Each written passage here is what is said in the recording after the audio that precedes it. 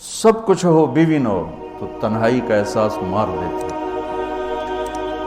اس سے ایک اور مطلب نکلتا ہے کہ لباس کے بغیر ایک لمحہ گزارا نہیں۔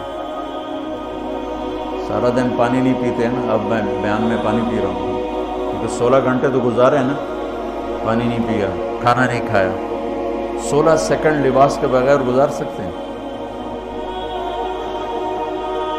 بولو۔ کوئی بھی کمرے میں نہ ہو، تم تنہا ہو، تم کپڑے اتارو تو تم اپنے آپ کو عجیب فیل کرو، تم خود اپنے آپ کو چادر میں چھپانے کی کوشش کرو۔ لباس ایک ایسی زبردست ضرورت ہے بلا دلیل کہ تم تنہا کمرے میں بھی کپڑے اتارو تو تم اپنے آپ کو عجیب سا محسوس کرتے ہو۔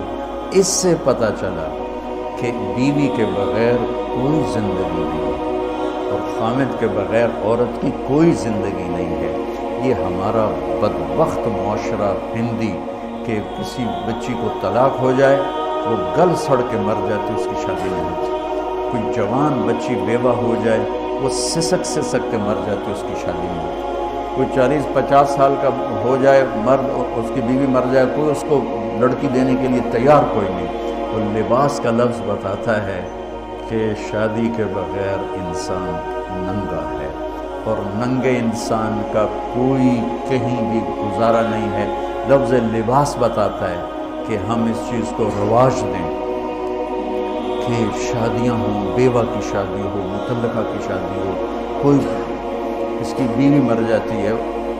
حضرت ابن مسعود کا فرمان ہے اگر میری موت میں 10 دن باقی ہوں تو بھی میں شادی کر لوں گا اگر میری بیوی مر جائے تو۔ ابو ہریرہ کہتے ہیں اگر میری زندگی میں 7 دن باقی ہوں اور میری بیوی مر جائے تو میں 1 ہفتہ بھی شادی کے بغیر نہیں رہوں گا، میں شادی کر لوں گا۔ تو ہم ایک ہندی معاشرے سے متاثر ہیں جہاں بیوہ کی کوئی سنوائی نہیں، مطلقہ کی کوئی سنوائی نہیں، اور کوئی جوان بھی 2-4 بچے ہیں اور بیوی مر جائے تو اس کی کوئی شادی نہیں ہے، سسک کے وہ بلک کے زندگی گزارتے ہیں۔ ہم لوگ اس کو روایت لباس، لفظ لباس بتا رہا ہے کہ جیسے لباس کے بغیر ایک لمحہ آدمی چین سے نہیں بیٹھ سکتا، ایسے ہی اس رشتے کے بغیر زندگی میں کوئی خوبصورتی نہیں، کوئی حسن نہیں۔ میں نے جیسے کہا لباس سب سے قریب ہے، تو اس کے بعد بیوی کا حق سب سے پہلے آ جاتا ہے۔ ماں باپ کی طرف سے زیادتی آئے تو تمہارے ذمے ہے اپنی بیوی کو بچاؤ، اللہ کے واسطے اپنی بیویوں کی حفاظت کرو۔ ہاں تمہاری بیوی کی طرف سے زیادتی آئے تو اللہ کے واسطے ماں باپ کی حفاظت کرو۔ تو اس کا مطلب یہ نہیں کہ تم ڈنڈا اٹھا لو، اپنے اخلاق ایسے بناؤ، سپرنگ بن جاؤ، سپرنگ جو پریشر سے کو قبول کر کے دب کر کے نیچے چلا جاتا ہے، نیچے جانے میں جڑ جانے کا نظام چھپا ہوا کہ جھک جاؤ۔